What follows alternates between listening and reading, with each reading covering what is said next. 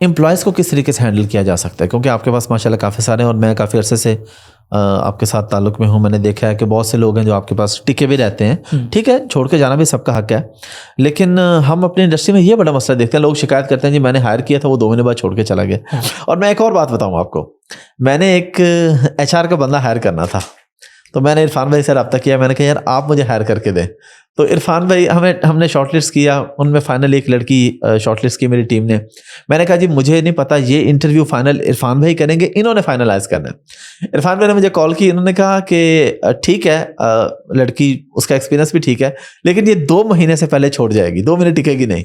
मैंने कहा यार इरफान भाई इतनी ना छोड़ा करें, आप बताएं हायर मैंने इसको करना है कि नहीं। उन्होंने कहा हायर कर लो।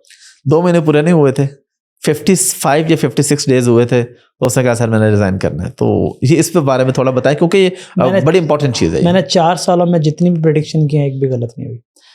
पहला सवाल कि एम्प्लॉयज़ को रिटेन कैसे करते हैं। एम्प्लॉयज़ को एम्प्लॉयज़ ना समझ के रिटेन किया जा सकता है। अच्छा, अगर आपने एम्प्लॉयज़ को रिटेन करना है तो सबसे पहले उनको एम्प्लॉयज़ समझना बंद करें, क्योंकि I literally hate this word. आप उनको कंपेनियन समझे, आपके वो साथी हैं, वो आपके रिस्क का जरिए हैं, आप उनके बगैर कुछ भी नहीं हो। मैं अपनी टीम के बगैर कुछ भी नहीं हूँ। जब ये चीज़ असल में आपके दिमाग में बैठ जाती है ना, तो आप डाउन टू अर्थ भी हो जाते हो, आपकी ज़ुबान में नरमी भी आ जाती है, आपके लहजे में इज्जत भी आ जाती है। पता है क्यों? क्योंकि आपको पता होता है इनके बगैर आप कुछ नहीं है। तो सबसे पहले ये दिमाग से निकालें that you are the boss and they are the employee. आधा एटीट्यूड आपका चेंज हो जाता है।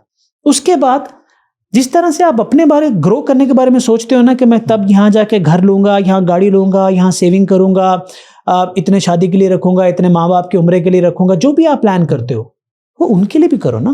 कि वो 5 साल बाद कहाँ होंगे, वो 4 साल बाद कहाँ होंगे, वो 3 साल बाद कहाँ होंगे, उनके लिए भी प्लान करो। फिर अगर आपको 10 रुपये 100 रुपये मिलते हैं ना, तो फिर वो 10-100 रुपये अपने बैंक में मत फेंको, उनको भी दो। उनको सैलरी पे रख के आप अपनी गाड़ियां नहीं खरीद सकते हो, आपने फिर शेयर करना है। हाँ, ऑब्वियसली आप सबके साथ नहीं कर सकते हो, लेकिन देयर आर फ्यू पीपल जो आपके साथ एक्चुअली दुख सुख में खड़े होते हैं, उनको पहचानना।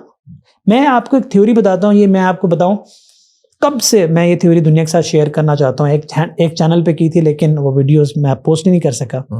हर्षा, मैं आज आपको अभी आपने मुझसे सवाल ही किया, मैं आपको एक थ्योरी बताने जा रहा हूँ। अगर आप उस पर अमल कर लें, दुनिया का कोई शख्स अमल कर ले, तो वो जितनी मर्जी बड़ी कंपनी खड़ा करना चाहे वो कामयाब हो जाएगा। इसे कहते हैं anchors, riders and rowers theory. ठीक है। आप अपनी जिस मर्जी ऑर्गेनाइजेशन में आप अपने लोगों को 3 कैटेगरीज में डिफाइन कर लें। ठीक है, एक एंकर्स, एक राइडर्स और रोवर्स। एंकर, राइडर्स, रोवर्स में पहले बताऊँ होता क्या है। वो जो पानी में कश्ती चल रही होती है ना, उसके अंदर एक एंकर होता है जो कश्ती रोक लेता है, जो नीचे पानी के अंदर फेंकते हैं। ठीक है। एक राइडर्स होते हैं जो चुप करके यूं करके बैठे होते हैं। ठीक है। और कुछ रोअर्स होते हैं जो चप्पू चला रहे होते हैं। ठीक है। वो जो चप्पू चला रहे होते हैं वो कश्ती चला रहे होते हैं, रोअर्स बैठे होते हैं और एंकर्स कश्ती को रोकता है। तो ये 3 कॉन्सेप्ट। अच्छा, हर कंपनी में आपके लोग इन 3 कैटेगरीज में फॉल करते हैं। ठीक है। और ये आपने रोज करना है। ठीक है। सिर्फ आपने एक काम करना है कि जब आप ये 3 कैटेगरीज बना लें, स्टेप नंबर 1, एंकर्स को उसी वक्त निकाल दें। एंकर्स को 1 घंटे का भी मोहलत नहीं देनी आप। ठीक है। जब भी इंसान नजर आए कि यार ये खुद भी ऊपर नहीं जाएगा, दूसरे की भी टांग खींचता है, बुराई करता है, गॉसिप करता है, बैक बाइटिंग करता है, बेईमान है, खुद ना बनना चाहता ना दूसरों को बनना देगा, कुछ लीथल मिजाज के लोग होते हैं, फौरन बाहर। एंकर्स कभी कभी आते हैं लेकिन फौरन बाहर। फिर आपका सारा फोकस राइडर्स पे होगा, क्योंकि राइडर वो कैटेगरी है जिसको आप रोअर्स में कन्वर्ट कर सकते हैं। अब राइडर्स को रोअर में कन्वर्ट करते जाओ। राइडर या तो रोवर बनेगा या वो एंकर बनेगा। ठीक है। एंकर बनेगा तो बाहर निकाल दो, राइडर रोअर बन जाएगा तो उसको इंपावर कर दो। ठीक है। इंपावर कैसे करते हो? फ्रीडम दे दो उसको, उसके हक का पैसा दे दो उसको, विजन दे दो। जब आप ये रोजाना की बुनियाद पे कर रहे होते हैं तो ना तो कोई आपको रोकने वाला होता है, ना लोग वेले बैठे होते हैं। या तो वो ग्रो कर रहे होते हैं या बाहर जा रहे होते हैं, या वो ग्रो कर रहे हैं या बाहर जा रहे हैं। और इसके लिए पूरी एक पॉलिसीज बनती है कि आप आइडेंटिफाई करते हो कि यार कौन बंदा मेरी कंपनी में एज एन एम्प्लॉय रहेगा, कौन एज ए लीडर रहेगा। मैंने एक बुक पढ़ी तो उसमें बड़ा खूबसूरत लिखा हुआ था कि जब लोग आपकी कंपनी में आते हैं ना, बॉस को अगर कोई बंदा पसंद नहीं है तो बॉस उसको निकाल देता है या रिजेक्ट कर देता है। ऐसा नहीं करना चाहिए। 3 लेयर्स होती हैं।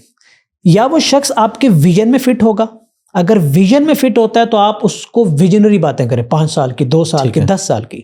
या वो शख्स आपके मिशन में फिट होगा।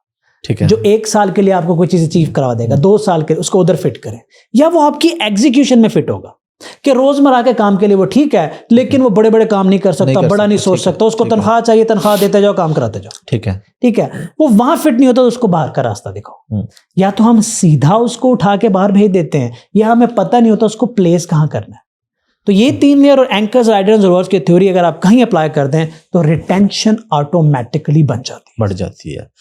जब एचआर की जो मैंने बात की थी पहले, जब मैंने एचआर के लिए बंदा हायर करना था, आपने मुझे मशवरा दिया था कि लड़की हायर करो, और उसकी रीज़न आपने ये दी थी कि लड़का जो है कहीं ना कहीं वो किसी लड़की को फेवर ना दे जाए अगर मेल एचआर होगा तो।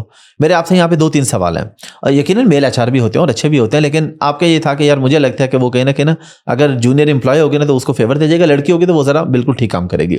अब यहाँ पे हमारी सोसाइटी में हैरेसमेंट के मामला भी होते हैं। आप इतनी बड़ी कंपनी चला रहे हैं माशाल्लाह, आपको कभी ऐसे को फेस करना पड़ा तो आपने उसको क्या किया? और असल मेन सवाल यह है कि अगर कोई फेस कर रहा हो वर्क प्लेस हैरेसमेंट तो उसका क्या तरीका? पहले तो मैं वो कॉन्सेप्ट क्लियर करूं कि जो मैंने आपको उस वक्त बताया था वो ये था कि पहली एचआर लड़की हायर करें। ठीक है, ठीक है, ठीक है, पहली, ठीक है। उसकी वजह होता है कि आपने बाद में फीमेल स्टाफ हायर करना था। ठीक है। जब आपके ऑफिस के अंदर सारा मेल स्टाफ बैठा होता है और एचआर भी मेल होता है, तो जो पहली फीमेल की एंट्री होती है वो आपकी ना प्रॉब्लमेटिक हो जाती है। ठीक है।